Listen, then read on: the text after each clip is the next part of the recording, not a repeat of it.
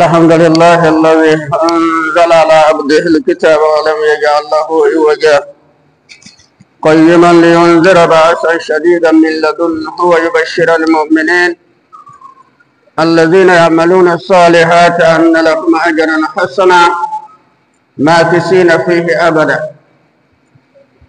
والحمد لله الذي هدانا لهذا وما كنا لنهتدي لولا أن هدانا الله.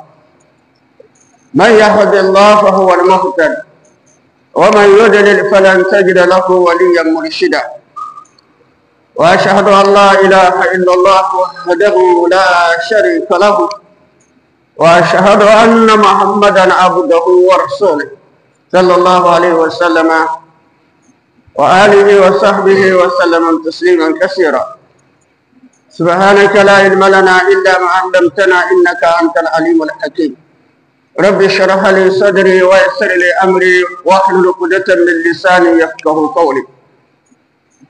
Louange à Allah qui a fait descendre sur son serviteur le livre, à le Coran, afin qu'il soit un avertisseur à l'univers, un livre d'une parfaite droiture pour avertir d'une sévère punition venant de son Seigneur et pour annoncer la bonne nouvelle aux croyants qui pratiquent les bonnes œuvres, qu'ils auront pour eux une belle récompense pour leurs actes. Nous louons Allah qui nous a guidés à l'islam. Nous n'aurions pas été guidés si Allah ne nous avait pas guidés. Celui qui a Allah guidé, c'est lui le bien guidé. Et celui qui a préféré l'égarement et égaré par Allah, tu ne trouveras aucun allié pour lui pour le mettre sur le droit chemin. J'atteste qu'il n'y a point de divinité qu'Allah, l'unique Seigneur, il n'a pas d'associé à sa royauté. Et atteste que Mohammed est son serviteur, son messager, que la paix, le salut et la bénédiction d'Allah soient sur lui, sur sa famille et sur tous ses compagnons. Chers fidèles, alhamdulillah, louange à Allah. Nous exprimons toujours notre reconnaissance pour ses bienfaits qui nous a accordés, quelle que soit la situation que l'on vit, qu'il pense aux bienfaits d'Allah et dire merci à Allah. Qu'Allah nous inscrit parmi ses serviteurs reconnaissants. Aujourd'hui, nous allons parler de l'ordre d'Allah à l'univers. L'ordre universel d'Allah. L'ordre universel d'Allah qui s'explique par le fait qu'il est le créateur de l'univers, c'est lui qui a créé le monde. C'est lui qui a créé les humains et toutes les autres créatures qui composent ce monde. Alors lui, Allah, il est au-dessus de sa créature. Et la créature doit être sous l'ordre d'Allah. Parmi nous les humains, il y a un certain nombre de personnes qu'Allah donnait des capacités. Un certain nombre de capacités dont ils donnent des ordres à ceux qui sont inférieurs à eux. Ils donnent des ordres à ceux qui sont inférieurs à eux. Et ceux-là qui sont sous leur autorité ou qui sont inférieurs à eux se soumettent à leurs ordres et leur obéissent. Alors le Créateur d'Allah au-dessus de tout. Alors l'ordre d'Allah, c'est un ordre. Et depuis qu'Allah a fait descendre Adam alayhi salam et Hawa sur la terre pour procréer, il a déclaré cet ordre-là que l'humanité doit suivre.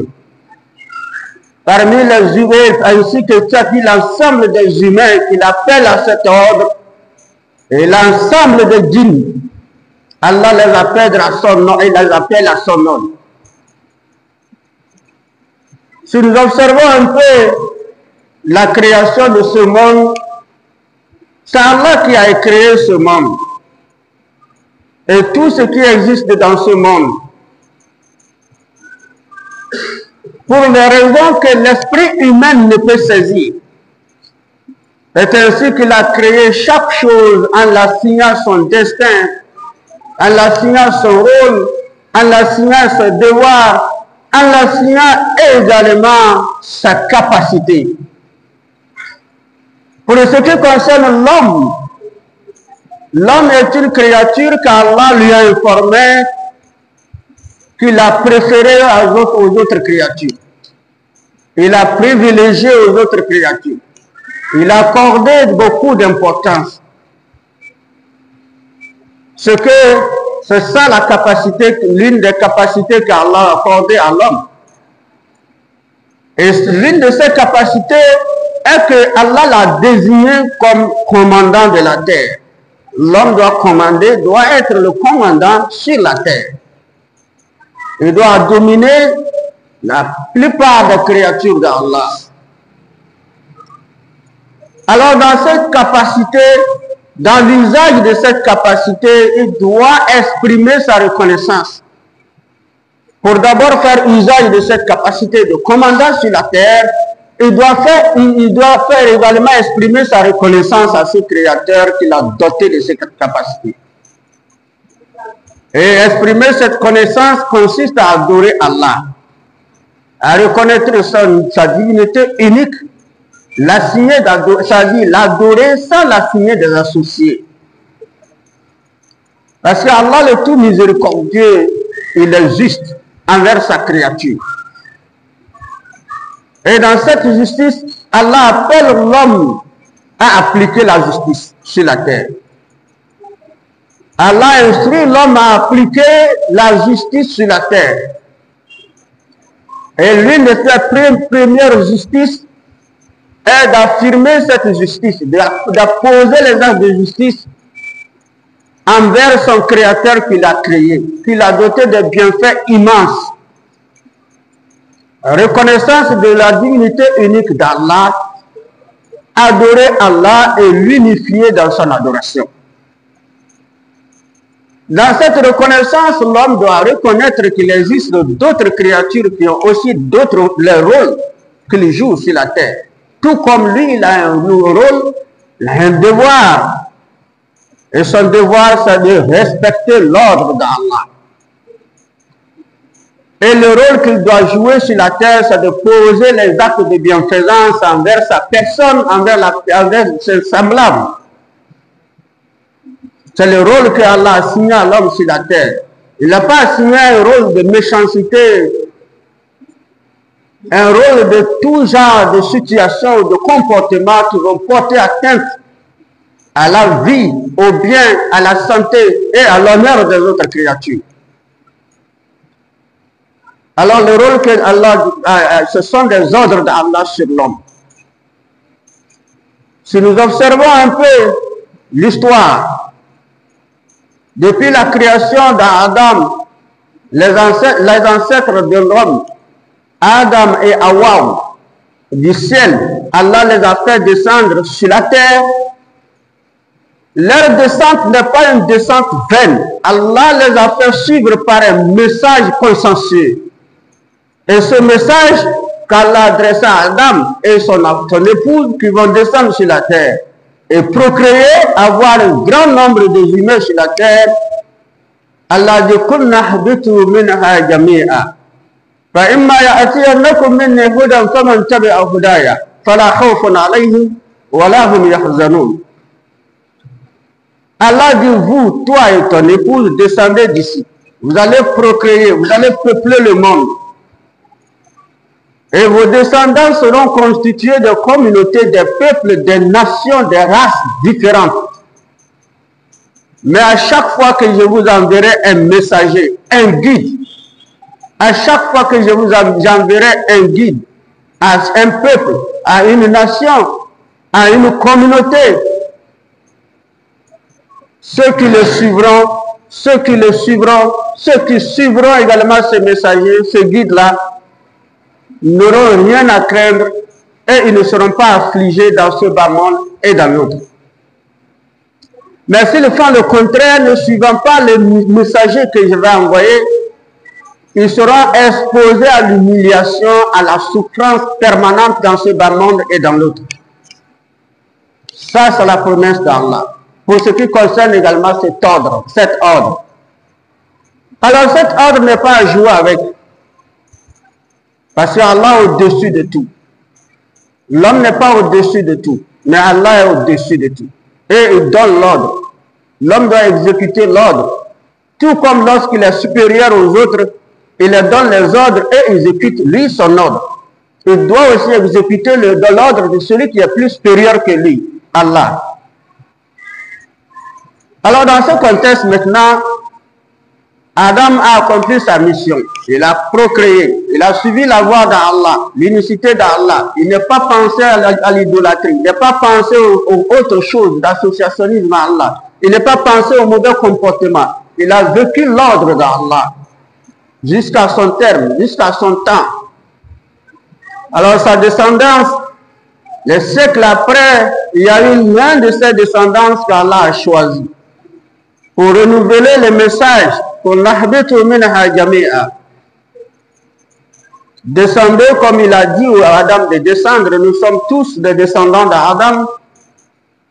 Alors nous, Allah nous ordonne, à chaque fois que je vous enverrai un messager, un guide, ceux qui le suivront n'auront rien à craindre et ne seront pas affligés. Il s'agit d'un Nabi Idriss qu'Allah a choisi parmi la descendance d'Adam. Pour dire, toi, Nabi Idriss, voilà ton rôle. Ton ancêtre Adam, voilà les rôles qu'il a joués, voilà les devoirs. C'est moi qui ai créé les humains, je connais leur nature. Les gens sont prêts à changer mon ordre, alors veille sur ton peuple. Continue par la conscientiser qu'ils restent demeurés dans la voie de leur ancêtre Adam. Nabi Idriss a fait son travail. Il a transmis le message. Les peuples existants à son époque l'ont suivi. Ils n'ont pas connu l'égarement, ils n'ont pas connu les maîtres, ils n'ont pas connu le vol, la tricherie, ils n'ont pas connu l'idolâtrie. Ils ont vécu dans la foi, dans la pureté, dans le bon comportement. Après Nabi Idriss, les siècles qui ont suivi, un autre peuple surgit. Dans la descendance d'Adam, toujours les humains. Alors eux, leur mentalité a changé.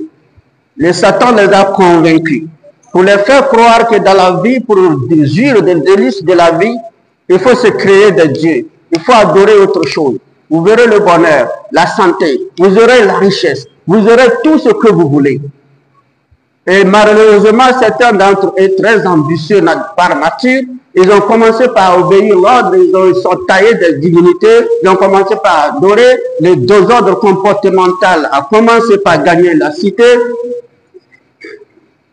Alors, il y avait eux parmi les croyants qui suivaient la voie d'Anabi Adam, Nabi Idriss. Et ils ont maintenu le chemin. Ils ont commencé par conscientiser leurs gens. Ils ont dit, vous avez oublié les paroles de notre ancêtre Idriss. Vous avez oublié. Pourquoi vous faites ça? Pourquoi vous adorez autre chose? Ils ont commencé par les dire, foutre le camp. Si tu ne connais rien dans la vie, alors nous, on te montre ce que c'est que la vie, la continuité de la vie, de ce que nous voulons et de ce que nous allons vivre, et de ce que nous voulons comme les délices de ce monde, le bonheur de ce monde. Et ils ont fait, ils n'ont pas pu. Alors, le désordre s'est répandu. L'adoration s'est répandue, les idoles s'est répandue. Allah a vu la situation, les croyants qui existent ne pouvaient pas, comme sa promesse d'envoyer un messager venant directement de lui, qui doit faire le travail, il a choisi Nabi Nuh.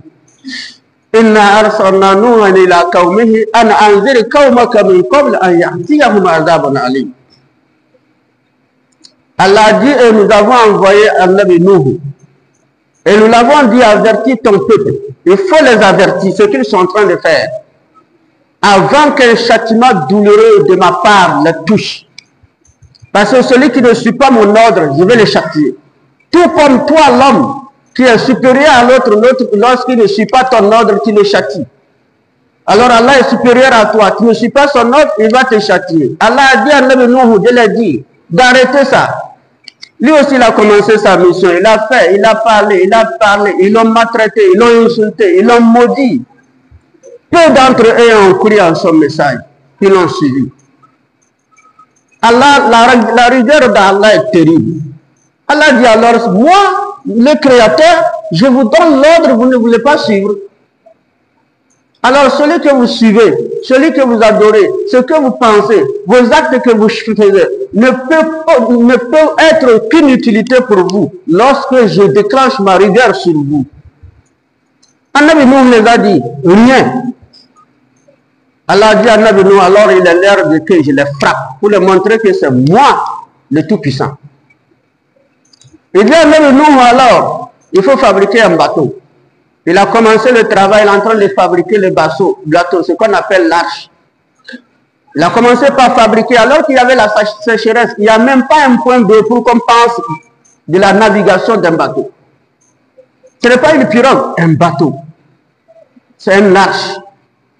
Plus grand que ce quartier. Il a commencé par fabriquer. Les gens venaient l'aider, ceux qui vont, les croyants, qui suivait son message, il vient l'apporter les bois, il clouait. Parce que c'était un artisan, c'était un menuisier. Il a travaillé. Ils ont commencé par se moquer de lui. Regardez-moi ce fou-là. Au lieu de nous dire que tu es menuisier, tu es limité à ton travail menuiserie, il vient nous dire que toi, tu viens d'Allah, que Dieu t'a envoyé. C'est pas mieux. Et même tu es fou. Ça là, tu vas mener sur quelle eau? On n'a pas de l'eau ici. On n'a pas de... Même Marigot ne peut pas supporter ça là. Même un barrage. On n'a pas de mer ici. Tu es malade. Il n'a rien dit. Il a continué son chantier, son travail. À un moment donné, Allah dit alors, le temps est arrivé. Je vais déclencher ma rigueur. Alors, commence par appeler les croyants et toute espèce de créature vivante, mâle comme femelle, à rentrer dans ce bateau. Seul ce bateau peut sauver ceux qui sont dedans. Ceux qui seront dedans sont les seuls à être sauvés.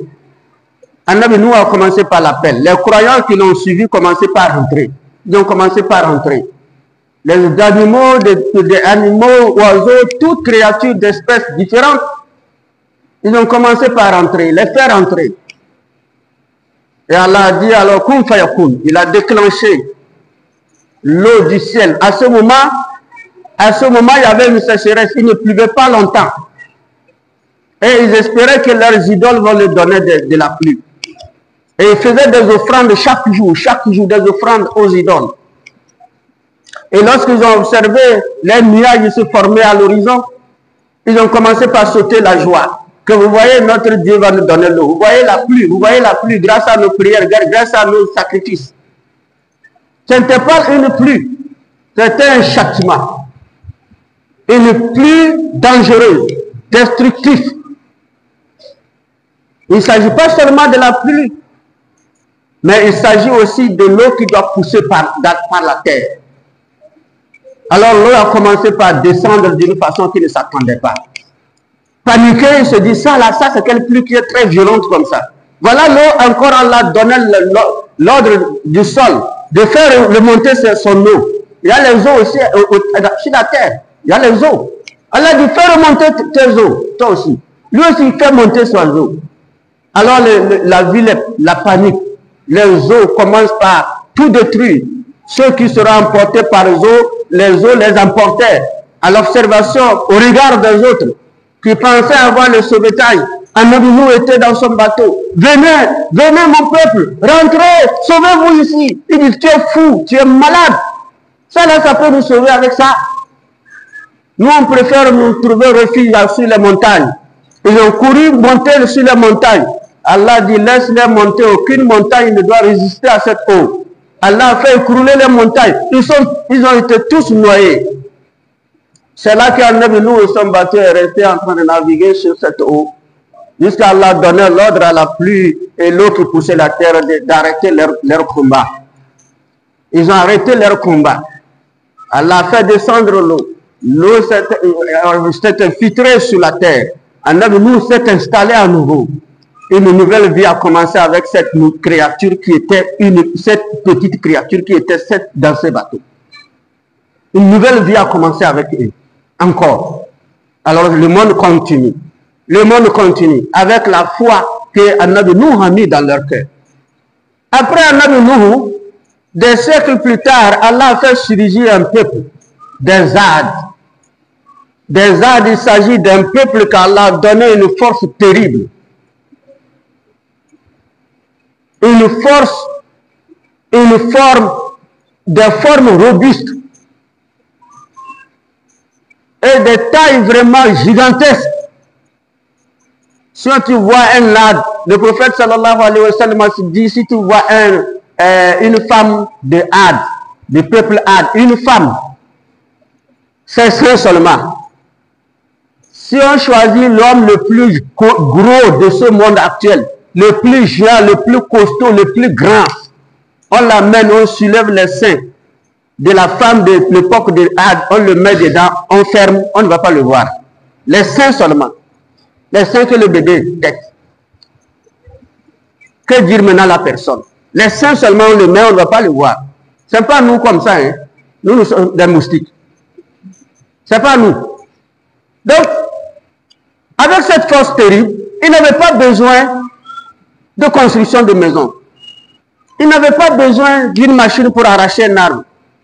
Lorsqu'un arbre les dérange, quelle que soit la taille de l'arbre, c'est un arbre seulement qui vient pour pousser l'arbre avec sa main, l'arbre tombe.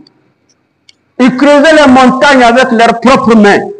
Aujourd'hui, c'est les catapillars qu'on va amener contre une montagne. Mais eux, c'est avec la main. Une seule personne creuse. Donc, leur habitation, c'était c'est-à-dire dans les grottes des montagnes. Ils creusaient pour en faire des maisons dedans.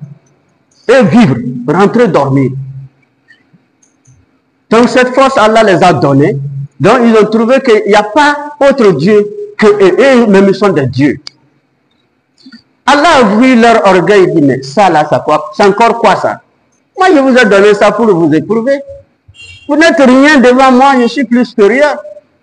Vous me connaissez, vous savez comment je suis. Alors, vous n'êtes rien. Vous n'êtes qu'une infime des créatures. Mais vous ne savez pas. Allah a envoyé le messager Annabi Hud. Annabi Hud pour leur dire, hey, vous là, arrêtez, hein. Adorez Allah, celui qui vous a créé, celui qui vous a donné cette forme, celui qui vous a donné cette force. Et de foutre le camp. Tu appelles qui Dieu? Les âges sortent pour dire, en même temps Dieu là on va lutter. Qui va voir entre moi et lui, qui va rouler? Annabi Hud dit en bon. C'est arrivé là-bas.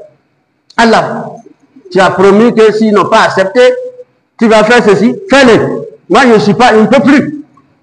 Ils veulent même me tuer. Parce que Hud aussi était gros. Parce que tous comme ça, ils sont. Et Allah a dit alors, prends ton peuple, vous allez quitter la ville. Je vais en finir avec eux. C'est pourquoi Allah nous dit dans le Fa'amma adu fastahabbu ala al-huda. Fa'amma adu fastakbaru fil ard. بغير الحق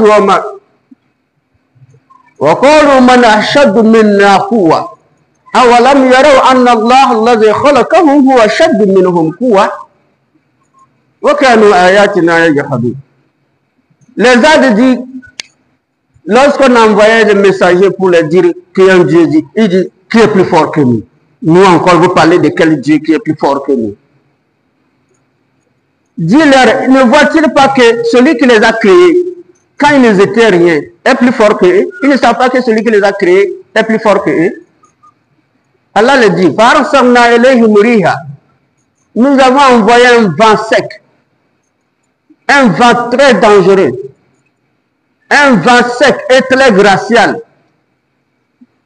Les Ad considéraient qu'ils étaient gros, robustes, que rien ne peut les toucher, rien ne peut les faire tomber. C'est le vent est venu les soulever comme des feuilles mortes. Des feuilles des arbres mortes qui traînent par terre là. C'est comme ça le vent est venu les soulever. Ils étaient en l'air, ça les tournait comme ça, frapper cette montagne, elle frappait cette montagne, il les déchirait. Et ils étaient détruits comme ça. Après les Ad, Allah a fait surgir les Samoud. Et notre peuple qu'on appelle Samoud. Les Samoud sont venus à eux aussi. Ils ont commencé par adorer Dieu. À un moment donné, ils ont abandonné. Shaitan a gagné leur main. Ils ont commencé encore à choisir de conneries. وأما ثمود فهديناهم فاستحبوا العمى على الهدى فأخذتهم الصاعقة عذاب الهود بما كانوا يكسبون ونجينا الذين آمنوا وكانوا يتقون.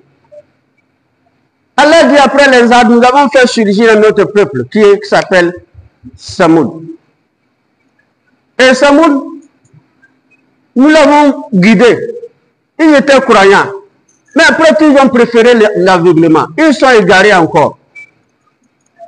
Et comment nous avons détruit les Samoud? Nous avons détruit les Samoud par les tonnerres. Ils étaient là, ils voyaient les nuages, croyant qu'il va pleuvoir. Croyant qu'il va pleuvoir, c'était une pluie suivie d'un tonnerre terrible. Qui seront tous morts immédiatement, sans agonie, sans agonie. L'agonie, c'est une faveur. L'agonie, c'est une faveur. On pense que peut-être ça va changer. Mais ici, ils étaient en même temps. Et tous. Alors, j'ai commencé par ce volet, concernant ce thème, l'ordre d'Allah, pour expliquer les différents péchés que les gens ont vécus et ce qui les est arrivé. Et quel a été le péché de Samoud pour mériter cela? Et ils n'ont pas dit qu'il n'y a pas Dieu. Et ils n'ont pas dit qu'ils sont plus forts que Dieu. Ils n'ont pas dit ça comme les Ahad. Mais ils ont dit que leur comportement, c'est la fraude. La tricherie dans les mesures. Comme aujourd'hui, vous allez voir partout les mesures. Dans les marchés, au niveau des bouchers, c'est les mesures. Au niveau des marchés des céréales, c'est les mesures. Ils trichaient. Est-ce qu'à nos jours, on ne triche pas? C'est avec ça Allah a pris les châtiers. Le vol à main armée. À notre époque, il n'y a pas de vol à main armée. La corruption, à notre époque, s'est répandue aussi. Ce qui se passait avant, et Allah a châtié les gens, c'est les mêmes choses qui surgissent maintenant, un à un, chaque jour. Et qui se rassemblent. Les péchés qu'un peuple a fait, Allah les châtié, l'autre peuple a fait différent, Allah les châtié. Tous ces différents péchés commis par les différents peuples se sont réunis aujourd'hui avec notre communauté, avec notre époque. C'est de ça que nous voulons attirer notre attention. Quel serait maintenant le châtiment d'Allah envers nous? Et c'est ça là qu'ils ont fait, Allah les a châtiés par ça. C'est ça là qu'ils ont fait. Mais tout cela existe maintenant chez nous. Qu'Allah nous facilite la compréhension. Qu'il nous guide sur le droit chemin. اهدنا الصراط المستقيم صراط الذين أنعمت عليهم غير المغضوب عليهم ولا الضالين آمين. أقول قول هذا أستغفر الله لي ولكم وسائر المسلمين من كل ذنب واستغفروه إنه هو الغفور الرحيم.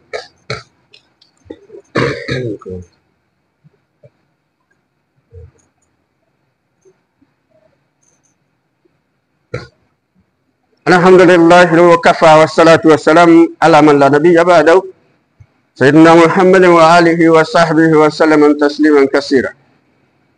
Alors nous avons vu que les Samoud, ce qui les a mérité les châtiments, et eux aussi c'est le comportement ça, la fraude, la tricherie dans le marché. Aujourd'hui vous allez pour payer les viandes, c'est un à un qu'on te fait, on vous mesure bien. Vous allez pour payer les céréales, c'est une à une qui vous mesure bien. Il y a tricherie dedans. Et il y a vol, on nous vole chaque jour. On fait des portes métalliques, on nous casse, on vole. On sort pour voyager, on nous coupe la route. On nous braque, on arrache. C'est ce que faisaient les Samoud. Et Allah les a châtiés. Allah a envoyé un Nabi Saleh aux Samoud pour leur dire arrêtez ça. Ça, ce n'est pas le comportement humain.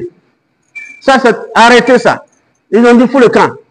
Toi qui ne connais pas la vie, tu vas rester là pauvre. Il ne veut pas évoluer. En bon, l'évolution, c'est tricher. Évoluer en richesse, c'est de voler l'autre. C'est de braquer. C'est ça votre évolution en richesse.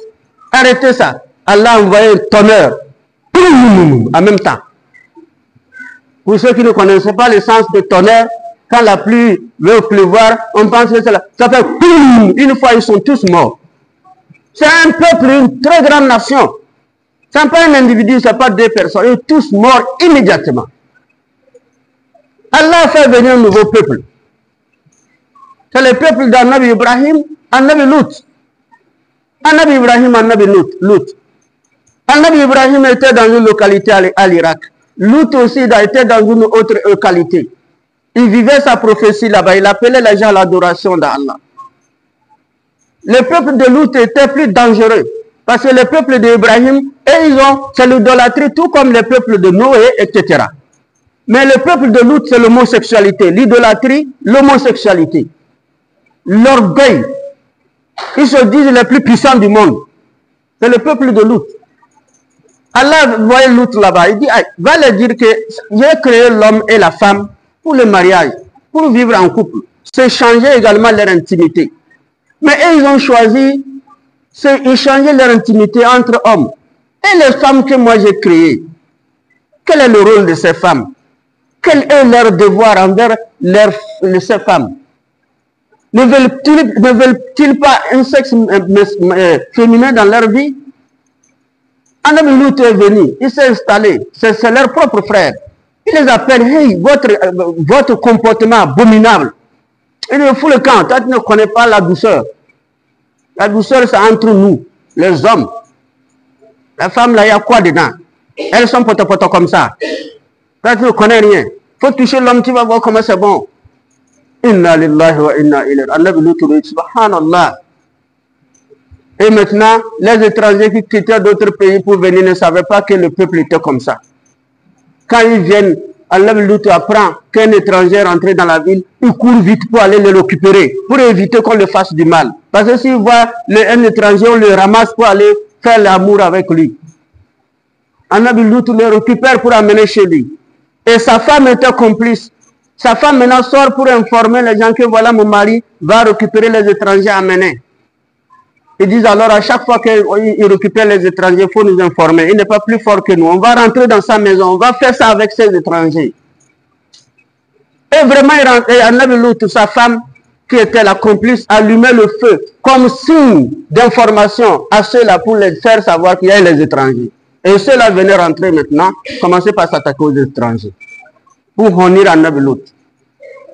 Une pratique n'est jamais entendue, n'est jamais vue. Mais ils viennent vivre ça. Nabi Lut dit, je vous en prie, laissez mes étrangers, voilà mes filles, prenez parti. Je ne vous demande pas de dot, je ne vous demande rien. Prenez parti, laissez mes étrangers.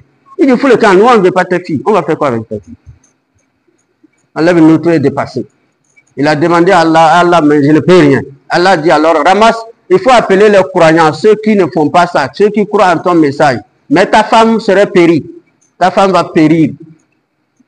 Elle ne peut pas te suivre. Fais-les partir. Et laisse celle-là, si elle-même veut te suivre, il ne la permettra pas. Matin de bonheur, Nabi Lut a pris, je dis, la nuit profonde, il a pris ces gens, ils sont partis. Et le peuple Lut, maintenant, au matin bonheur, ils ont vu les nuages se former. Pour eux, c'était une pluie salvatrice. Une bonne pluie pour également commencer leur chant. Malheureusement, ce n'était pas une bonne pluie aussi. Vous voyez les pluies qui tombent où nous nous amusons là. Pour faire attention, on ne sait pas quelle pluie peut finir avec nous. C'est pour nous dire, vous voyez combien de pluies et combien de choses qui ont détruit des peuples. Parmi eux, la pluie, le tonnerre. Ce que nous amusons là, c'est une grande armée d'Allah. Les eaux qui tombent sur nous là. Lorsqu'Allah veut utiliser contre nous, c'est grave. Même nous amusons. C'est encore la pluie qu'Allah a utilisée. Ils ont vu les nuages, ils ont commencé par dire, voilà, nous serons encore, nous aurons on va bien semer, on va bien travailler, on va bien nous utiliser entre nous. Quand Lut, il n'a qu'à foutre le camp avec ses femmes. Nous, on ne veut pas de femmes chez nous. Alors Lut, le moment où il était en joie, Lut est loin. La pluie, c'était des pierres. Ce n'était pas une pluie qu'il connaissait. Les pierres comme des missiles à feu. Et chaque pierre cible une personne. Et lorsque ça tombe sur la personne, ça les grille. C'est comme ça Allah les a grillés avec des petites pierres qui tombaient du ciel, suivies d'un feu dangereux, qui les bombardent et détruisent. Ils deviennent comme poussière. C'est comme ça Allah détruit les peuples homosexuels. Aujourd'hui, c'est ça qui est devenu à faire maintenant des lois dans certains pays, mariage entre homosexuels, dans certains... Subhanallah. Vous voyez, quel sort nous réservons? Et leur péché encore, nous avons pris, nous avons réveillé ça. Les péchés des fraudeurs, nous avons réveillé ça. L'idolâtrie, nous avons réveillé ça. Tout ce que les gens faisaient, Allah les a châtiés, nous avons réveillé ça. Tout est réuni. Après maintenant, l'autre, c'est le peuple le plus grave, le plus dangereux aussi, c'est le peuple d'Anabi Moussa. En leur tête, Pharaon avec tous les désordres que le monde n'a jamais connus en Égypte. Dans le vendredi prochain, nous avons expliqué aussi cette histoire et la finalité de cette histoire et la finalité des ordres d'Allah et de la rigueur d'Allah que les gens, que nous jouons avec. Et nous nous réjouissons également des péchés, des anciens péchés que les gens ont été châtiés douloureusement. Nous nous réjouissons et nous réunissons ces péchés et nous les vivons comme si rien n'était, comme si le monde nous appartient. On ne sait pas ce qu'Allah nous réserve comme sort. C'est ce que nous devons faire très attention. Que chacun rentre dans sa conscience, qu'il ne fasse pas partie de la situation. Qu'Allah nous épargne de tout mal, qu'il nous guide sur le droit chemin, qu'il nous fasse nos péchés, qu'il nous protège contre tout mal. Toute situation qui va porter atteinte également à notre foi, qu'Allah nous débarrasse. Tout ce qui va porter atteinte à notre santé, qu'Allah nous débarrasse. Tout ce qui va porter atteinte à notre raison, qu'Allah nous débarrasse. Tout ce qui va nous amener à l'égarement, tout facteur de l'égarement, qu'Allah nous protège. Allah nous guide notre famille, Allah guide l'humanité. ربنا آتنا في الدنيا حسنة وفي الآخرة حسنة وقنا عذاب النار ربنا لا تزغ قلوبنا بعد إذ هديتنا وهب لنا من لدنك رحمة إنك أنت الوهاب توفنا مسلما وألحقنا بالصالحين سبحان ربك رب العزة عما يصفون والسلام على المرسلين والحمد لله رب العالمين.